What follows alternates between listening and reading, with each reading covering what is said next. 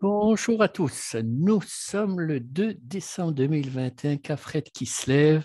La paracha de ce Shabbat, c'est Miketz, cette fameuse paracha où nous avons les rêves de Pharaon et les solutions de Joseph, un des passages les plus connus dans la Torah, me semble-t-il, et a priori, on pourrait penser qu'on sait pratiquement tout dessus, à force de l'avoir lu et relu et étudié.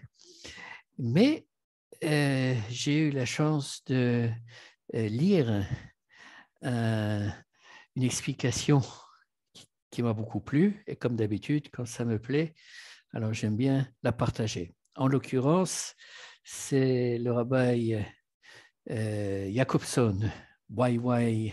Jacobson de Monsey des États-Unis, qui cite une dracha du rabbi de Lubavitch en 1973, Shabbat Miketz, Hanouka, est très belle et très intéressante à mon humble avis. Alors, vous connaissez tous les rêves, mais on va quand même lire le premier rêve de Pharaon, Kol HaTorah, du Rav Munk. Et voilà la traduction. Ce fut à la fin de 2 années, Pharaon rêva, et voici, il se tenait sur le fleuve. Et voici que du fleuve montaient 7 vaches belles et grasses qui se mirent à paître dans l'herbage. Et voici 7 autres vaches montées du fleuve après elles, celles-là chétives et maigres, et elles se tinrent près des premières au bord du fleuve. Et les vaches chétives et maigres dévorèrent les 7 vaches belles et grasses. Alors Pharaon se réveilla et il y a le deuxième rêve avec les épis. On sort Joseph de prison, n'est-ce pas? On lui change, s'il doit prendre une douche, s'il doit se laver, on lui donne de beaux vêtements et le voilà qui, tout d'un coup, se retrouve en présence du roi d'Égypte, donc première puissance mondiale de l'époque. Oui, c'est comme si Sharansky, les Havdil, quand il a passé tant d'années en prison soviétique, s'était retrouvé devant, est-ce que c'était Brejnev à l'époque, je ne sais pas, mais c'est quelque chose qui sort de l'ordinaire. Et Joseph interprète les rêves de telle manière, oui, les Khartoumim, les savants d'Égypte, ne sont pas parvenus à interpréter ces rêves, mais Joseph y parvient.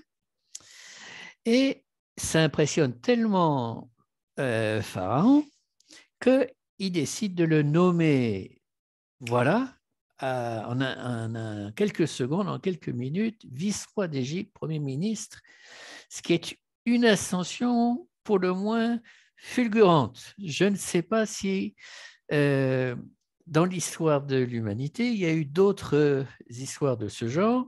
Je ne parle pas des révolutions et des coups de main, comment dirais-je, militaires, etc. Maintenant, les commentateurs de notre tradition se posent des questions, un certain nombre de difficultés avec le texte de la Torah, avec l'histoire qui nous est racontée plus exactement. Une première difficulté, c'est comment Joseph ose-t-il, après avoir interprété les rêves à Pharaon, comment ose-t-il proposer une solution? Oui, de quoi je me mêle? Qui, qui est-ce que c'est? C'est un esclave hébreu qui a été mis en tôle. Quelle chutzpah? Oui, c'est peut-être la fameuse chutzpah israélite dont c'est un prémisse. Donc, ça, c'est une première question qui les perturbe. Ensuite, il est clair, d'après le récit de la paracha de Miketz, que Pharaon est absolument époustouflé par la solution que Joseph propose. Mais il n'y a pas besoin d'être un docteur en économie, d'avoir fait une business school pour penser que, pour proposer qu'après, que pour se préparer à cette année de famine, eh bien, si elles sont précédées par cette année prospère, eh bien, on va mettre de côté de la nourriture. Oui, c'est pas, ça n'a pas l'air d'être très, très compliqué. Et, troisièmement, Pharaon se dit, mais comment se fait-il que mes savants n'aient pas trouvé la solution? Oui, cette année, quand est-ce que les vaches peuvent être grosses? Ben, quand il y a de quoi manger. Et quand est-ce qu'elles vont être chétives? Ben, quand il n'y a rien à manger. Encore une fois, ça a l'air relativement simple, l'explication de Joseph. Et finalement, autre question, comment Pharaon, roi d'Égypte, donc qui est le maître incontesté de la première puissance mondiale, va désigner, va nommer Joseph comme Premier ministre sans qu'il ait fait 2 minutes ses preuves. Oui, dans n'importe quel pays, a priori, si on veut devenir, mettons, Premier ministre ou président, peu importe, il faut avoir fait ses preuves avant. Oui, il faut avoir peut-être être maire d'une ville, l'avoir bien géré, puis ensuite on monte, etc. Ça peut prendre des années, 20 ans, ou est-ce que je sais.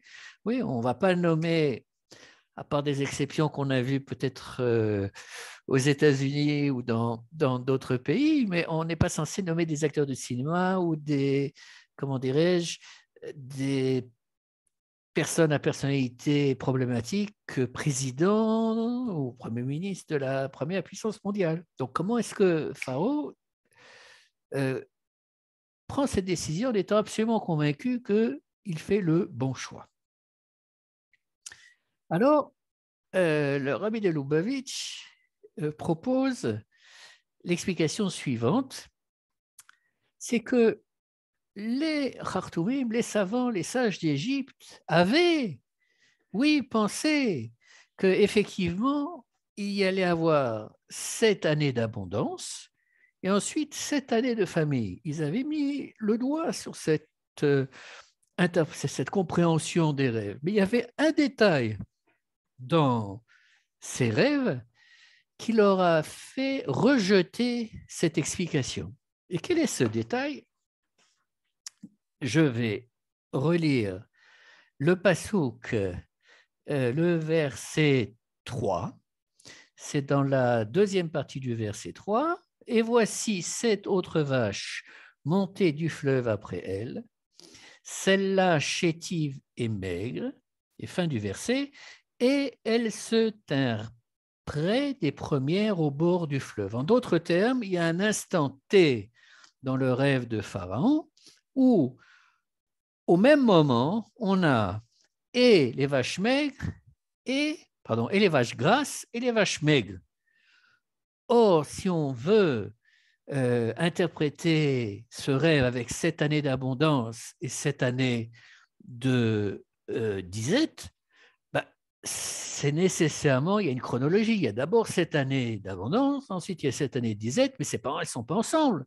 Il y en a, l'abondance se termine, la disette commence. Et par conséquent, dans leur compréhension de ce rêve, ils se sont dit, bah, ça ne tient pas la route. Il doit y avoir une autre explication que des années d'abondance et des années de disette. Et c'est pour ça qu'ils sont allés chercher plein d'autres explications qui ne tenaient pas la route, qui ne satisfaisaient pas Pharaon. Et alors, que se passe-t-il?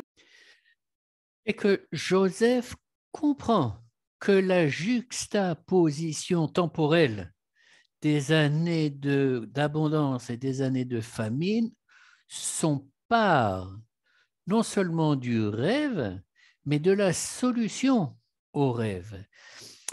Euh, comment?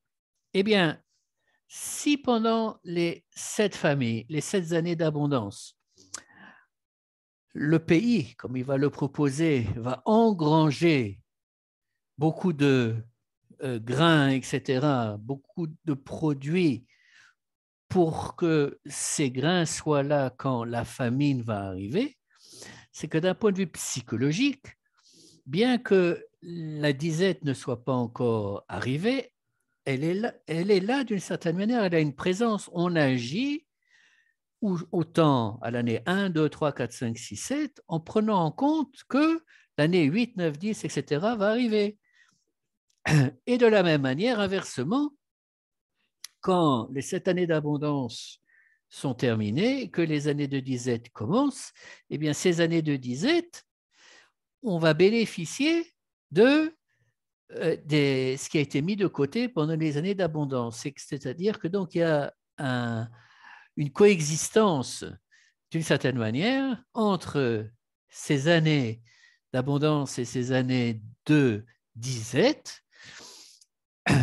Et c'est ça que Joseph a compris et qui a totalement séduit Pharaon. Et il a compris que, en fait, c'est pas, Joseph ne propose pas de solution, la solution était donnée dans le rêve qu'il avait eu.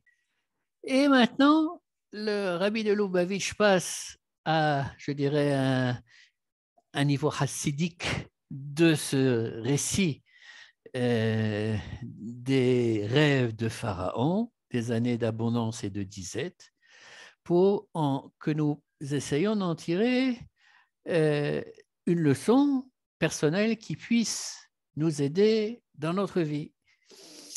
Et qu'est-ce qu'il dit? Il dit la chose suivante, ben voilà, dans la vie, on a des bonnes périodes et des mauvaises périodes.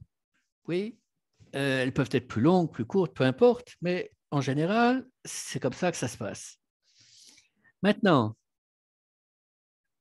je prends un exemple très simple d'une personne qui travaille énormément pour, mettons, pour faire fortune. Eh bien, en mettant toute son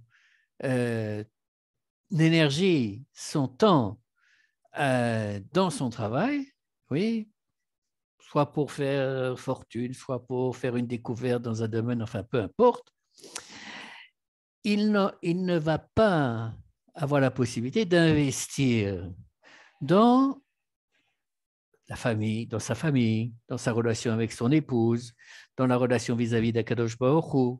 Oui.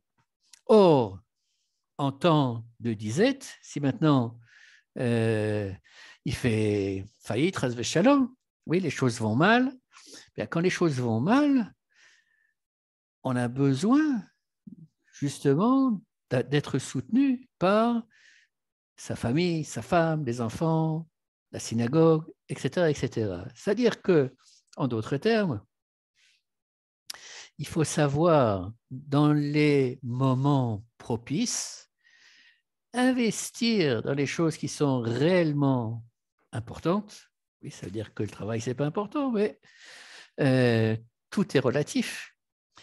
Et quand on investit dans ce qui est véritablement important, qui nous nourrit, oui, eh bien, on est équipé pour affronter les périodes difficiles de notre vie. Et étant donné que ce Shabbat, c'est non seulement Shabbat, Hanouka, mais Rosh Chodesh, alors Shabbat Shalom, Hanouka Sameach et Chodesh Tov.